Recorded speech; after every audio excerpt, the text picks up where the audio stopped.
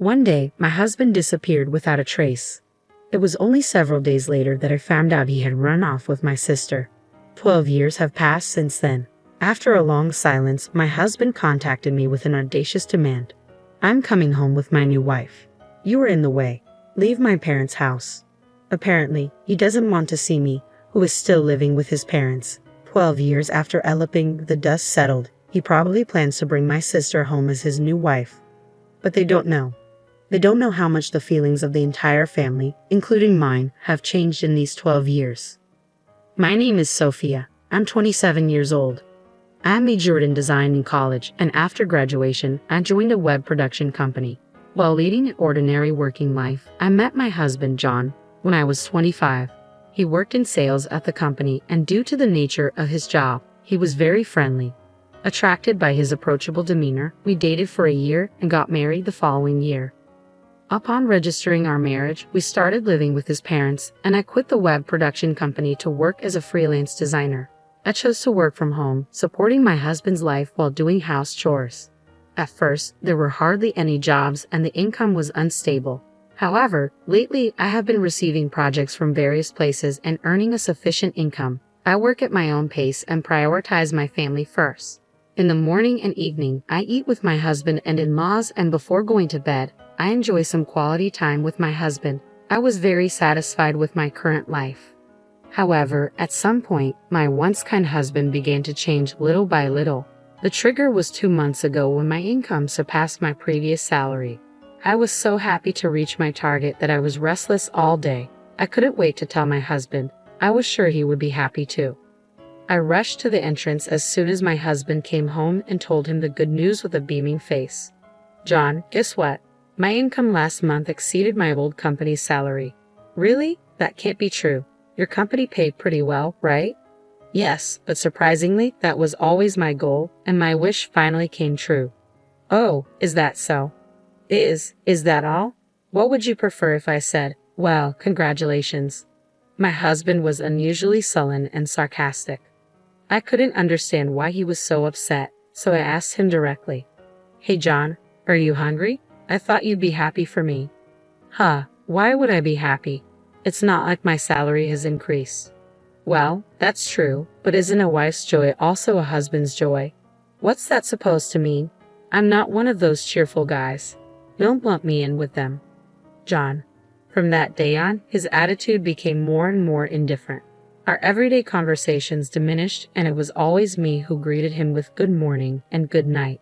Even though we've only been married for a year, our marriage is far from a happy one. His parents, with whom we live, began to notice our strained relationship, but out of consideration, they said nothing. 2 months later, our relationship remained unchanged. Although we ate our meals at the same time, there was hardly any conversation. He would change the TV channel I was watching without a word and eat the food I bought without asking. If I objected, his response was always amplified, so I maintained my silence. One day, amidst those tense days, my mother-in-law started a conversation with an anxious look on her face as I was cleaning the house. "Sophia, are you okay?" "Huh? What do you mean by okay?" "Oh, well, when you first got married, you used to go out with my son a lot, but lately there is none of that, right?" "Not only that, but it seems like there is hardly any conversation either." "Well, that's true. It's strange, isn't it? You've only been married for a year." I forced a smile, not wanting to worry my mother-in-law. However, it seems she saw right through me. She looked straight at me with a serious expression. "If you don't want to talk about it, I won't force you, but I'm worried about you. Lately, it seems like you're just putting on a brave face." "Putting on a brave face? I'm not doing anything like that. Your father-in-law has noticed too. Both of us are worried that you are pushing yourself too hard." "Mother-in-law, at the end of the day, I might be the one to blame for upsetting my husband over the issue of income. But on the other hand, I felt a bit lonely that he couldn't rejoice in my success. The fact that my in-laws noticed my struggle and showed concern made me so happy I almost cried. I decided to tell my mother-in-law the whole story. After hearing everything, my mother-in-law rubbed my back and spoke apologetically. "I didn't know such a thing happened. I'm sorry. He is not good as a man if he can't honestly celebrate the hard work of someone he loves. It's my fault. I assumed without asking that John would be happy about my success. It's nothing for you to worry about, Sophia. But if we interfere, things might get more complicated. Complicated? I didn't mean to. That's why I think you two should have a proper discussion about this. Do you think you can do it? Yes, I'll be fine. Thank you for listening, mother-in-law. My mother-in-law gave me a warm smile and gently stroked my head. My in-laws treated me just like their own daughter, and they were my salvation from the bottom of my heart. Taking my mother-in-law's advice, I decided to have a proper talk with my husband. That night, after my in-laws had gone to bed, I waited for him to come home. But no matter how many hours passed, there was no sign of him. Normally, he would be home by 10 p.m. at the latest, but it was already past 11 p.m. Why is he so late? I wondered, growing more anxious with each passing minute. There was no reply to my messages either. Could something have happened? Worried, I called him several times, but there was no response, only the sound of the phone ringing. After worrying and waiting for an hour, it was past midnight when he finally came home. Welcome home, I greeted him, despite my concern. My husband heaved a big sigh and wore a displeased look on his face. What? Why are you still up at this hour? Why? I was thinking of having a proper talk with you, John. Talk about what? Ever since I brought up the topic of my salary, we've been like this, haven't we? I didn't think much of it then, but I might have hurt your pride, John. At that moment, a chill ran down my spine. My husband was glaring at me with a cold expression. I was so terrified that I couldn't find my voice. As if scorning my fear, he calmly threw out his words. There is nothing I want to discuss with you. Now, waiting up for me to come home is just creepy. Creepy? I just want to build a better relationship with you, John, as a couple. That's what's tiring. I'm seriously thinking I might have chosen the wrong person to marry. Don't say that. Enough already. I'm tired from working overtime. Don't talk to me so casually when all you do is laze around at home. He brushed past me and headed upstairs to his room. Somehow, I couldn't move from the spot until the sound of him going up the stairs faded away. Why would he say such a thing? All I want is a normal married life. Even though my mother-in-law encouraged me to talk to him, nothing is resolved. Seeing his attitude, I don't have the courage to propose another talk to my husband. I felt as if everything about me was being denied, and it hurt. Even after 2 months, there was no conversation with my husband, and the days just passed uneventfully.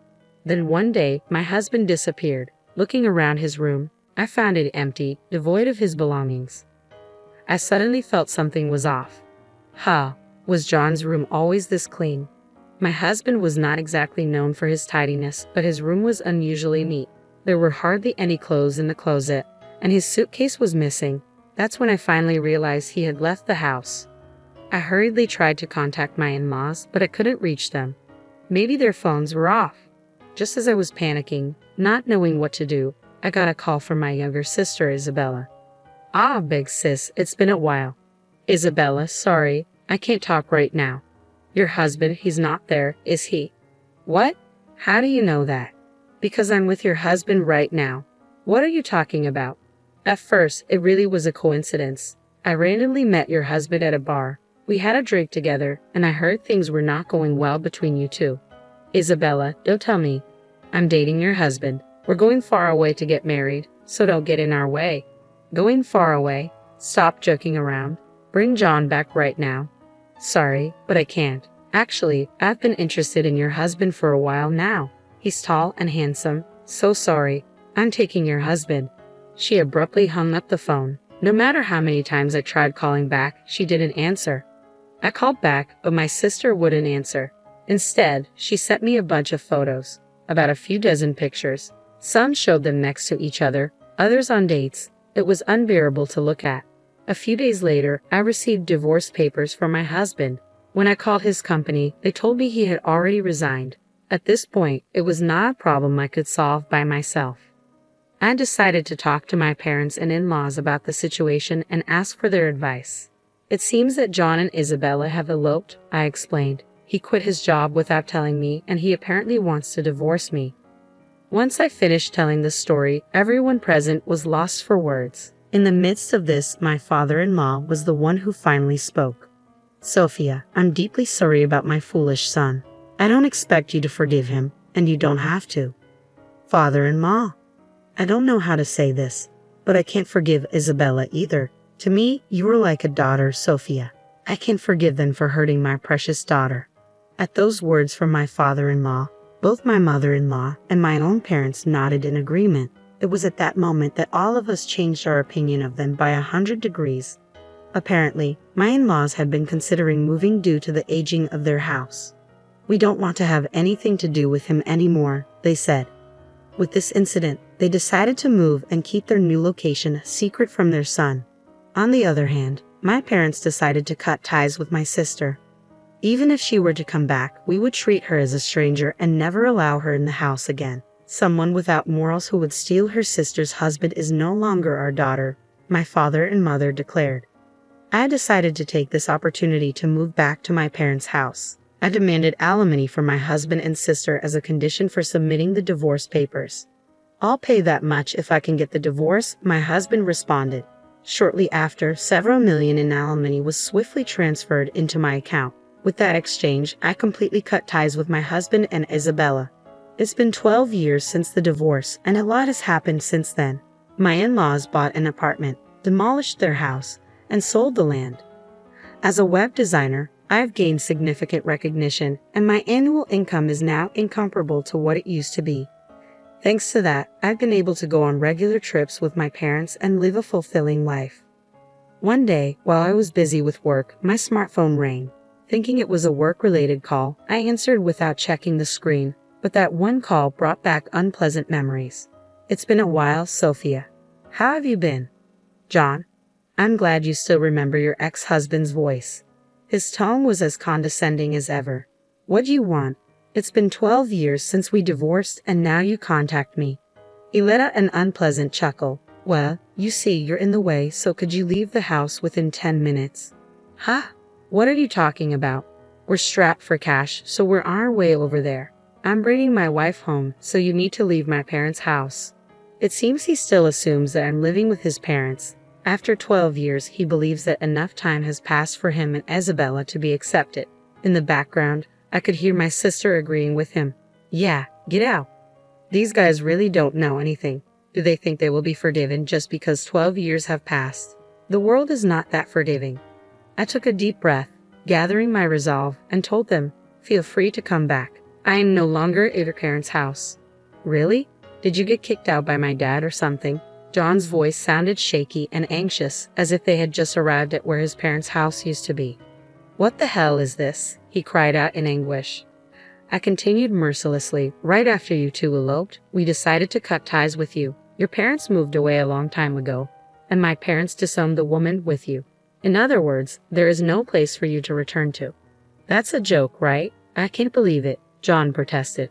"Believe it or not, it's up to you. Neither your parents nor mine consider you family anymore. You're not worth being family with, scamming and trampling over people's feelings." "That's terrible. We're family, aren't we?" "Who trampled over the feelings of that family? Don't ever contact me again. I'm not going to let you interfere in my life anymore." I hung up the phone after finishing my words and blocked their contact. This time, I had finally severed the last ties. Afterward, they couldn't find their in-laws and visited my parents' house while I was out. But my parents had already disowned my sister. To my sobbing sister, they repeatedly asked, "Who are you?" and drove her away from the gate. Then the two of them knelt down in front of the entrance. "Please, Dad, Mom, forgive us. We have nowhere else to go," my sister pleaded. Upon hearing her plea, John also joined in. "I beg you, our family home is gone. We have nowhere to go back to." "You are no longer family or anything else," my father declared firmly. "Get out."